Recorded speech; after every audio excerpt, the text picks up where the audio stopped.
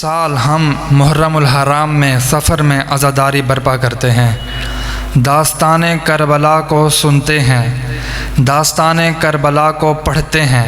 ذاکرین سے سنتے ہیں، علماء سے سنتے ہیں، اس کی طرف توجہ کرتے ہیں، اس کی طرف متوجہ ہوتے ہیں۔ تو ہر سال کربلا کی داستان کی طرف توجہ کرنا، کربلا کی داستان کو سننا، شہدائے کربلا کے ماجرے پر غور کرنا، اس کا مقصد کیا ہے، اس کا ہدف کیا ہے؟ ہم کیوں ہر سال عزاداری برپا کرتے ہیں؟ ہم کیوں ہر سال فرش عزا بچھاتے ہیں؟ ہم کیوں ہر سال جلوس عزا کا اہتمام کرتے ہیں؟ ہم کیوں ہر سال امام حسین کے غم میں آنسو بہاتے ہیں؟ اس کے بہت سارے مقاصد ہیں عزیزان گرامی۔ ان مقاصد میں سے ایک مقصد یہ ہے کہ ہم کربلا کی داستان کو سن کر، کربلا کی داستان کو پڑھ کر، کربلا کی داستان کو سمجھ کر اس قابل ہو سکیں کہ اگر آج کے وقت کا حسین آج کی کربلا میں حل من ناصر ینصرنا کی صدا بلند کرے،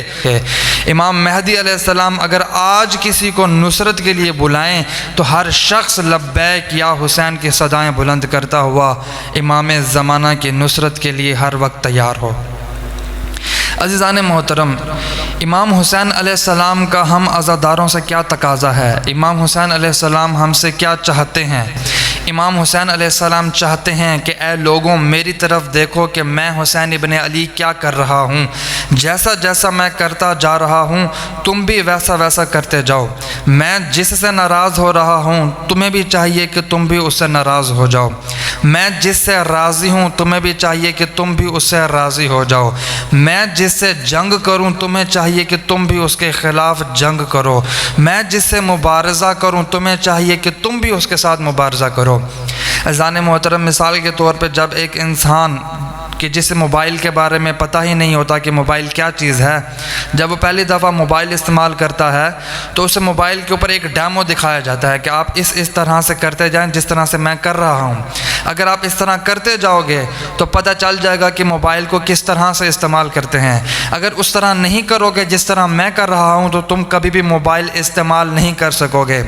عزیزان محترم، اے عزاداران امام حسین علیہ السلام، خدا نے ہمیں یہ زندگی دی ہے، اس زندگی کو کس طرح سے چلانا ہے، اس زندگی کو کس طرح سے بسر کرنا ہے، یہ امام حسین علیہ السلام ہمیں بتائیں گے۔ امام حسین فرماتے ہیں کہ میری طرف دیکھو، میں جس طرح کرتا جا رہا ہوں، میں جس طرح کربلا میں آ رہا ہوں، میں جس طرح طاغوت کو برداشت نہیں کر رہا، میں جس طرح سے اصحاب و انصار و اولاد کو قربان کرنے کے لیے تیار ہوں مگر دین اسلام بچ جائے، تم بھی ویسا کرتے آؤ۔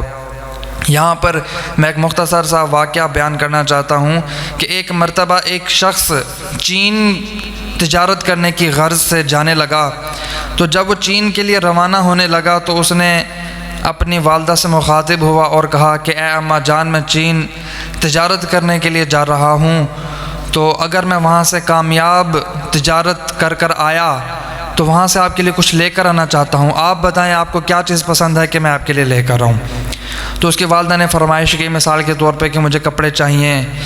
تو اس نے کہا ٹھیک ہے میں آپ کے لیے کپڑے لے کر آؤں گا۔ بیوی سے پوچھا، اس نے کہا مجھے یہ چیز چاہیے، تو اس نے کہا ٹھیک ہے میں وہاں سے جب تجارت میں کامیاب ہو کر واپس لوٹوں گا، واپس پلٹوں گا تو تمہارے لیے یہ چیز لے کر آؤں گا۔ بچوں سے پوچھا، بچوں نے اپنی فرمائش کا اظہار کیا، ہر شخص سے پوچھا، بھائی سے پوچھا، بہن سے پوچھا، ہر شخص نے اپنی فرمائش کا اظہار کیا کہ مجھے یہ چیز پسند ہے، جب تم چین جانا اور واپس وطن کو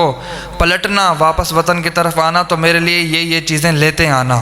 تو جب وہ ایک مرتبہ چین کی طرف روانہ ہونے لگا تو اس کے پنجرے کے اندر ایک طوطا قید میں تھا۔ اس شخص نے پنجرے کے اندر موجود اس طوطے سے پوچھا کہ اے طوطے،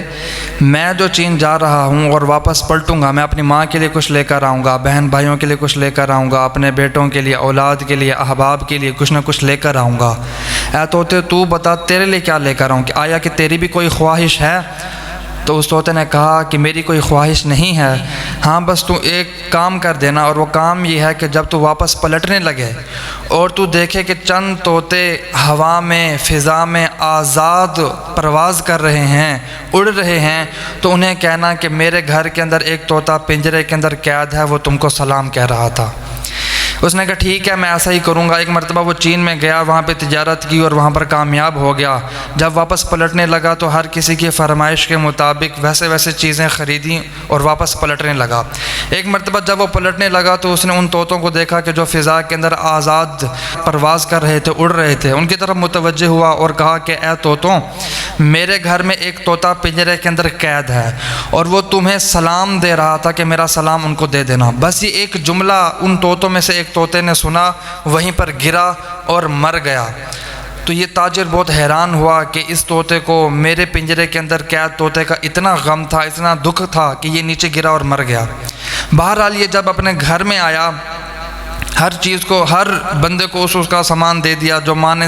مانگا تھا اس کو ماں کو دے دیا، جو بہن نے مانگا وہ بہن کو دے دیا۔ جب سب کو وہ چیز دے دی، ایک مرتبہ طوطے کی طرف مخاطب ہوا اور کہا کہ اے طوطے، میں نے تیرا پیغام آزاد طوطوں کو پہنچا دیا تھا، ان طوطوں کو پہنچا دیا تھا کہ جو فضا میں پرواز کر رہے تھے،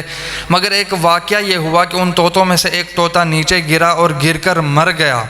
تو جب یہ بات اس طوطے نے سنی جو پنجرے کے اندر قید تھا، وہ بھی غم کی وجہ سے گرا اور مر گیا۔ جب یہ طوطا بھی گرا اور مر گیا تو اس تاجر نے سوچا کہ ان کی آپس میں اس قدر محبت تھی کہ ایک دوسرے کا غم برداشت نہ کر سکے اور گر کر مر گئے۔ جب اس نے کہا کہ یہ طوطا مر چکا ہے، یہ طوطا مردہ ہے، اب یہ طوطا میرے کسی کام کا نہیں ہے، ایک مرتبہ اس نے پنجرے کا دروازہ کھولا اور طوطے کو باہر پھینکنے لگا۔ جیسے ہی باہر پھینکنے لگا، ایک مرتبہ طوطا اڑا اور پرواز کرنے لگا۔ جیسے ہی وہ اڑا اور پرواز کرنے لگا تو اس تاجر کی طرف متوجہ ہوا اور اس تاجر کو سمجھایا، یہ پیغام دیا، کہا کہ ذرا میری بات سن، میں نے جو تجھے کہا تھا کہ ان آزاد طوطوں کو میرا سلام دے دینا، یہ سلام نہیں تھا، میرا پیغام تھا۔ میرا پیغام یہ تھا کہ اے طوطوں، تم آزاد ہو، تم آزادی کے ساتھ پرواز کرتے ہو، مگر میں پنجرے کے اندر قید ہوں، میری رہائی کے لیے کوئی انتظام کرو۔ تو وہ ان طوطوں میں سے بھی جو ایک طوطا گر کے مر گیا تھا، وہ گرا نہیں تھا، مرا نہیں تھا، بلکہ وہ مجھے پیغام دے رہا تھا کہ اگر تم قید سے رہائی چاہتے ہو تو تمہیں اسی طرح گر کر مرنا ہوگا۔ عزیزان گرامی، عزاداران امام حسین علیہ السلام، امام حسین علیہ السلام یہ فرما رہے ہیں، ہمیں پیغام دے رہے ہیں، اپنے سر کو تن سے جدا کروا کر، خود کو قربان کر کے، 72 شہداء کو قربان کر کے، اسیران کوفہ و شام و کربلا کو یوں اس طرح سے ہمارے سامنے پیش کر کے ہمیں بیان دے رہے ہیں کہ اے عزاداروں، تم جو ان دنیا کی لذتوں کے اندر قید ہو، تم جو اس وقت دنیا کے اندر قید ہو، تم جو اس وقت خواہشات کے اندر اسیر ہو، تم جو اس دنیا کی دھوکے کی زندگی کے اندر قید ہو، اگر تم رہائی چاہتے ہو تو تمہیں ہماری طرف دیکھنا ہوگا۔ تمہیں بھی خود کو امام حسین علیہ السلام کی راہ میں، خدا کی راہ میں خود کو نابود کرنا ہوگا، اپنی خودی کو ختم کرنا ہوگا، اپنے تکبر کو ختم کرنا ہوگا، تب تم حسین ابن علی کی راہ پہ چل سکتے ہو۔ عزیزان محترم، یہ میرا